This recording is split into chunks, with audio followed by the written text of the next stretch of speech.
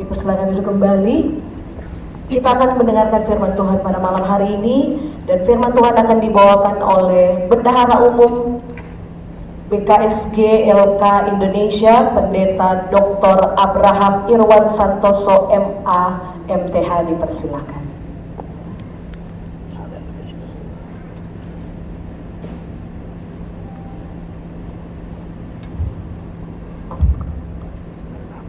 Terima kasih Tuhan, kami sudah siap untuk mendengar isi hati Tuhan. Bersabdalah, berkata-katalah, pakai hamba yang tidak ada apa-apa ini untuk menyatakan isi hati Tuhan.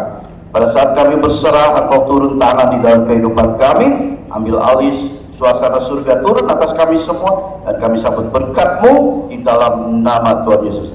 Yang siap, mari katakan amin. Amin. Wow, haleluya, shalom. Shalom.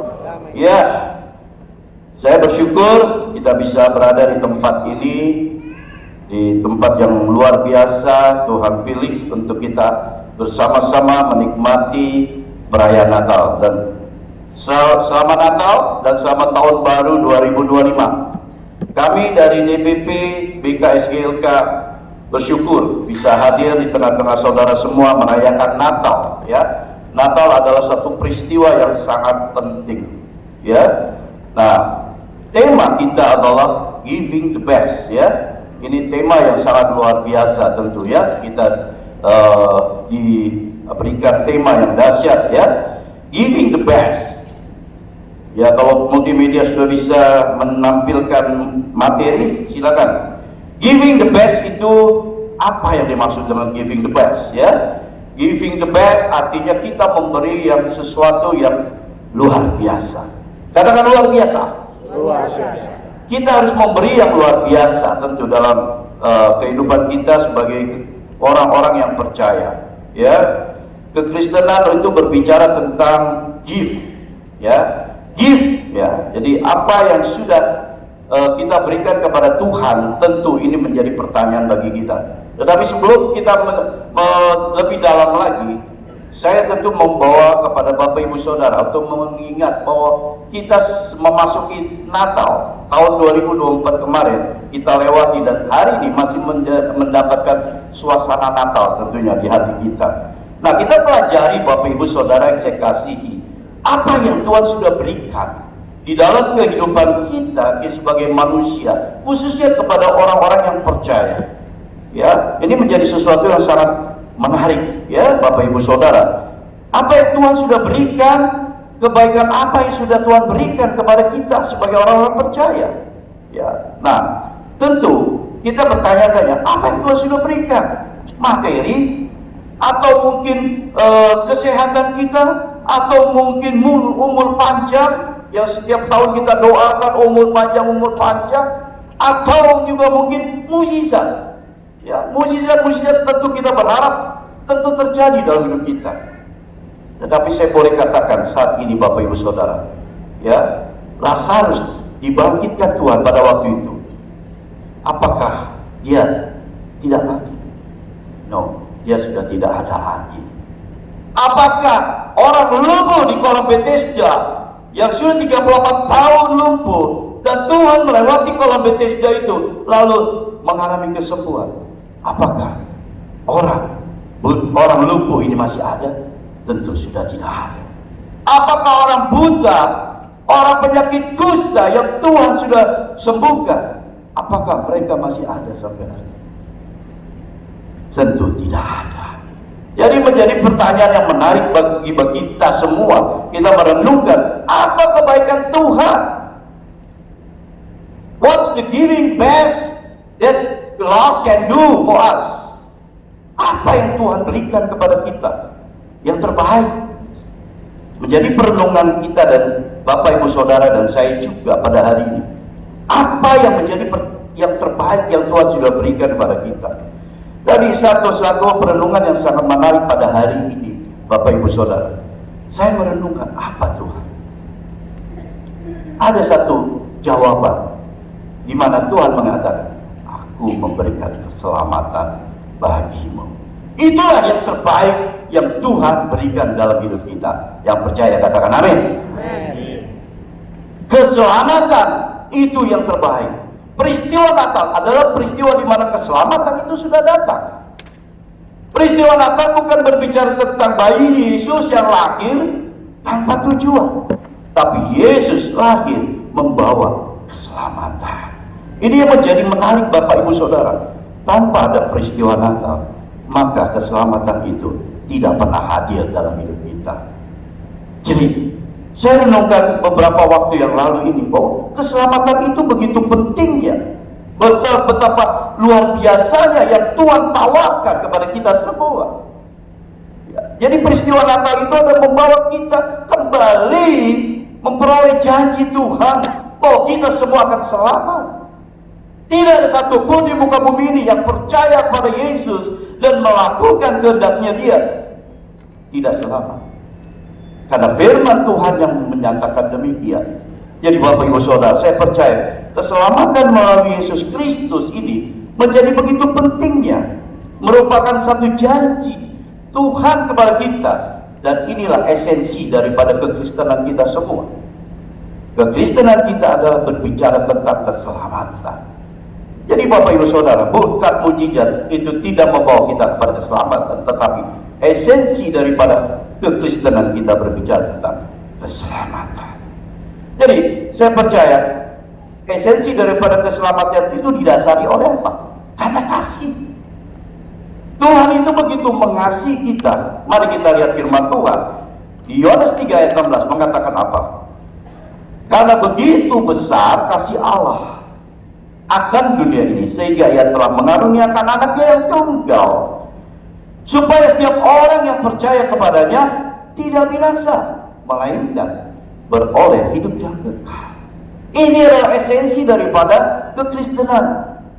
Karena kasih Allah begitu besar bagi kita semua, sehingga Dia memberikan anaknya yang tunggal, sehingga orang yang percaya kepadanya tidak binasa. Artinya kita ada janji keselamatan yang Tuhan berikan kepada kita. Keselamatan yang begitu besar yang Tuhan berikan atas dunia ini kepada setiap orang yang percaya kepada Allah, kepada Yesus Kristus yang diutus dari surga. Jadi ayat ini menekankan kasih Allah begitu besar. Tidak ada kasih yang begitu besar selain kasih Allah.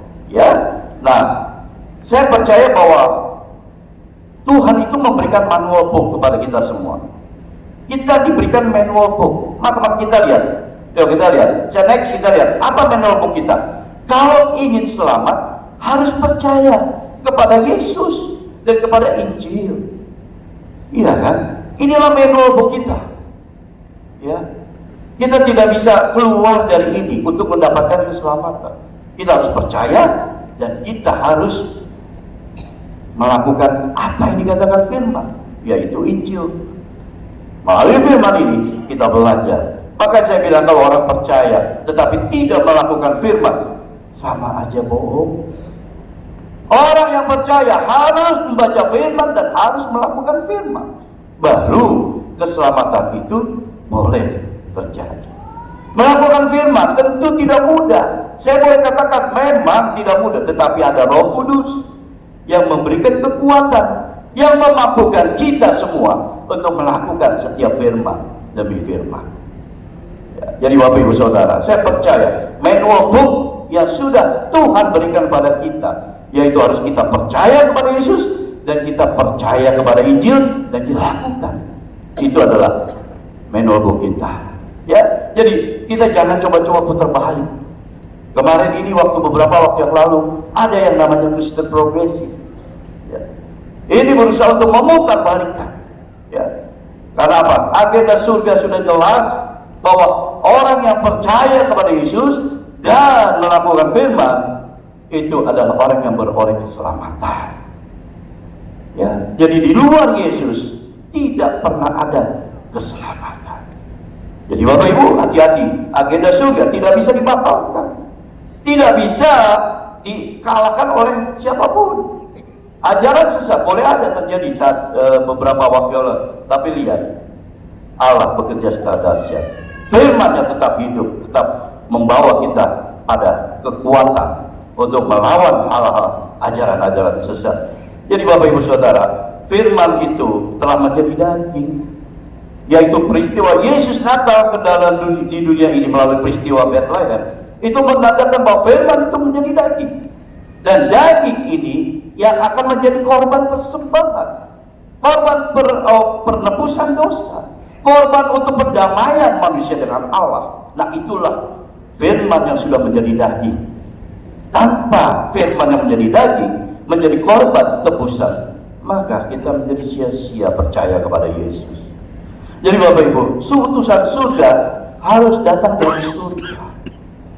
Ya, utusan surga membawa pesan kepada kita. Nah, bagaimana mungkin orang yang tidak datang dari surga bisa membawa pesan dari surga? Nah, ini percayaan bagi kita. Jadi pesan dari surga tidak mungkin disampaikan oleh orang yang tidak berasal dari surga. Yesus datang dari surga dan membawa pesan kepada kita semua. Jadi bersyukur kita boleh percaya kepada Dia. Ya. 1 Timotius 2 ayat 5 dan 6 mengatakan bahwa karena Allah itu Esa, dan Esa pula Dia yang menjadi pengantara antara Allah dan manusia. Jadi jelas sekali Dia adalah Esa, yaitu manusia Kristus Yesus yang telah menyerahkan dirinya. Bapak Ibu, saya merenungkan bahwa peristiwa Natal ya mendatangkan satu fenomena di mana Yesus lahir untuk dikorbankan. Dan peristiwa ini tentu sudah menjadi perenungan kita. Kenapa kok Yesus datang untuk dikorbankan? Tanpa pengorbanan Yesus, tanpa ada korban, tanpa ada peristiwa salib, kita semua tidak akan ada kebangkitan, tidak ada keselamatan. Jadi Bapak Ibu, inilah yang saya bilang, katakan bahwa menyatakan bahwa Yesus adalah korban pengantara antara kita dengan Allah. Tanpa Dia, kita tidak mungkin mengalami yang namanya keselamatan. Menyatakan bahwa Dia adalah satu-satunya korban tebusan.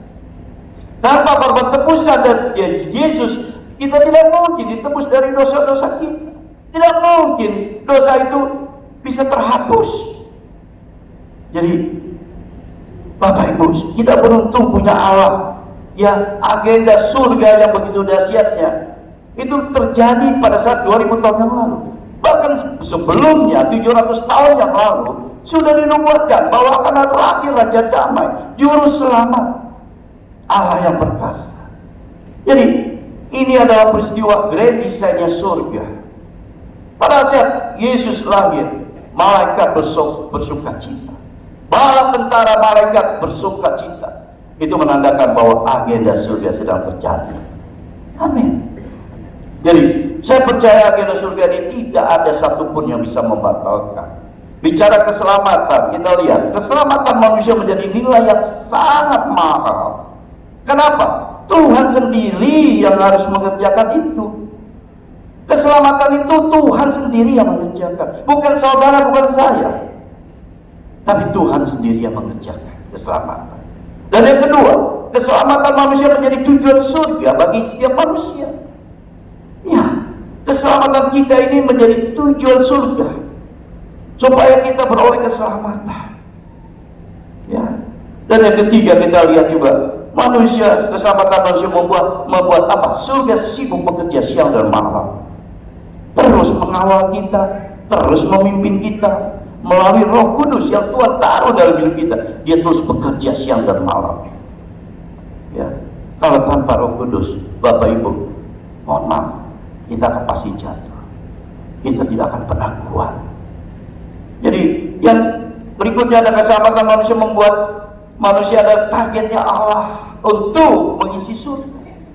Tuhan katakan, aku menyediakan tempat bagimu. Aku pergi untuk menyediakan tempat bagimu. Jadi di situ jelas Tuhan mau ya supaya kita ada di mana Dia ada. Surga mau kita semua sama-sama memasuki surga. Janjinya Dia, tempat sudah disediakan bagi kita. Allah ingin menyelamatkan manusia dan dunia dari dunia yang jahat, dan mungkin semakin jahat. Ya, kita dengar kabar sana sini bahwa tahun ini menjadi tahun yang tidak lebih baik dari tahun lalu. Tahun ini mungkin lebih lagi resesi, mungkin ada penyakit COVID dan lagi sebagainya. Tapi saya percaya kok, orang-orang percaya tidak mengamini itu. Justru mau melihat kuasa Tuhan bekerja atas hidupnya. Amin. Kita percaya kuasa Tuhan ada dalam hidup kita. Apapun yang dunia katakan, kita sebagai orang percaya, ya tidak akan mengalami itu kalau kita yakin dan percaya. Jadi Bapak Ibu Saudara, saya percaya giving the best adalah sesuatu yang sangat luar biasa. Keselamatan yang Tuhan berikan kepada kita. Tetapi menjadi menarik, apa yang kita berikan untuk Tuhan? Kalau Tuhan sudah memberikan keselamatan bagi kita, terus apa yang kita bisa berikan kepada Tuhan? Maka saya boleh sampaikan pada hari ini, fokuslah mendengar suara Tuhan. Fokuslah mendengar dan ikuti perkataan Tuhan. Mungkin beberapa orang sering bertanya kepada saya, bagaimana saya bisa mendengar suara Tuhan? Bagaimana mungkin Tuhan berbicara kepada kita? Saya katakan, Allahnya Daud, Tuhannya Daud adalah Tuhan kita. Amin. Daud selalu kalau berperang melawan musuh-musuhnya, dia selalu berkata, Tuhan, apakah aku harus maju berperang atau tidak? Tuhan selalu memberikan jawaban. Dan saya percaya Allah Daud adalah Allah kita. Dia tetap sama. Kalau Daud bisa berbicara, Daud bisa bercakap-cakap dengan Tuhan, kita pun bisa berbicara dengan Tuhan. Kita pun bisa bercakap-cakap dengan Dia.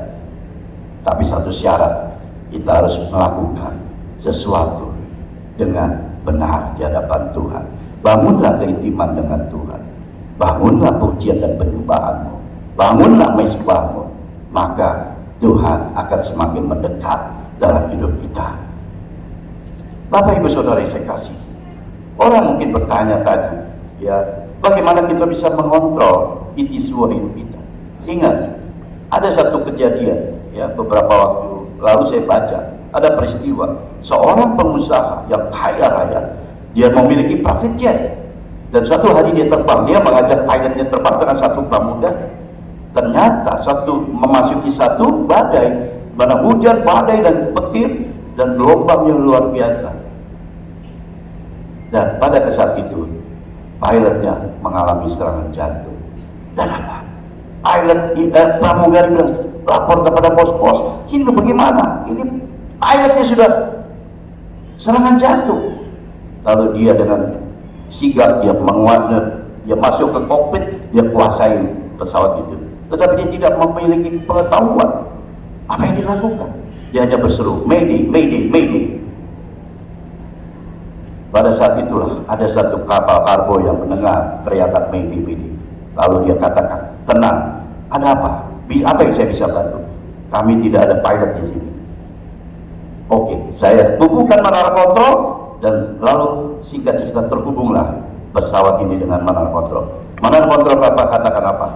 Aku mengetahui pesawatmu, aku tahu jenis pesawatmu. Kamu tenang, ikuti petunjukku. Lalu dengan tenang dia ikuti petunjuk. Apa yang dikatakan oleh menara kontrol? Menara kontrol katakan, jangan melihat badai, jangan akan fokus kepada situasi di depanmu, tapi ikuti perkataanku. Singkat cerita, karena dia mengikuti setiap perintah, perkataan, dia bisa selamat landing dengan baik. Apa yang terjadi? Malam itu pengusaha itu tinggal di satu hotel karena dia sudah stres, kecapean. Lalu tengah malam ada seorang ketuk pintu. Dia bilang, dibukakan, ternyata seseorang berdiri. Dia katakan apa? Aku adalah orang yang memimpin kamu masuk landing di pesawat. Aku dari menara kontrol. Dengan terharu orang pengusaha itu memeluk. Terima kasih, you saved my life. Tapi soalnya bukan itu. Orang ini berkata, karena kamu mendengar suaraku, karena kamu ikuti apa yang aku berkata, maka kamu akan selamat. Sebelumnya terjadi hal yang sama. Ternyata pesawatnya hancur, tidak landing dengan selamat. Karena dia fokus kepada situasi keadaan yang menakutkan. Jadi Bapak Ibu Saudara, saya bisa katakan pada kesempatan ini, mari kita mau dengar suara Tuhan. Karena Tuhan adalah sudah mengerti siapa kita. Tuhan mengenal kita. Satu hal yang kita lakukan, giving the best kepada Tuhan, yaitu apa? Dengar suara Tuhan. Ikuti apa yang Tuhan katakan. Baca firman yang sudah, manual book yang sudah ada. Maka kita pasti selamat. Kita semua akan masuk ke dalam kerajaan surga. Amin. Jadi saya singkat cerita, karena saya dikatakan hanya 20 menit, oke siap. Pesan Natal saya adalah bagaimana kita mau hidup sekarang ini, ke depan, memasuki tahun yang baru. Bangun keintiman dengan Tuhan, dengar suara Tuhan. Apapun perintah Tuhan, kerjakan dengan baik, maka engkau akan memperoleh keselamatan. Tuhan Yesus memberkati. Kita berdoa. Bapa, kami bersyukur pesan Natal yang singkat ini adalah berbicara tentang giving the best. Kami mau memberi yang terbaik Tuhan. Yaitu apa? Kami akan mendengar suara Tuhan. Kami akan mengikuti setiap perintah Tuhan. Dan itu kami akan kerjakan di dalam kehidupan kami. Terima kasih untuk keselamatan yang sudah kau siapkan bagi kami. Terima kasih untuk keselamatan yang sudah kau sediakan untuk bisa kami kerjakan. Terima kasih Bapa, di dalam nama Tuhan Yesus kami berdoa, kami ucap syukur. Haleluya. Amin.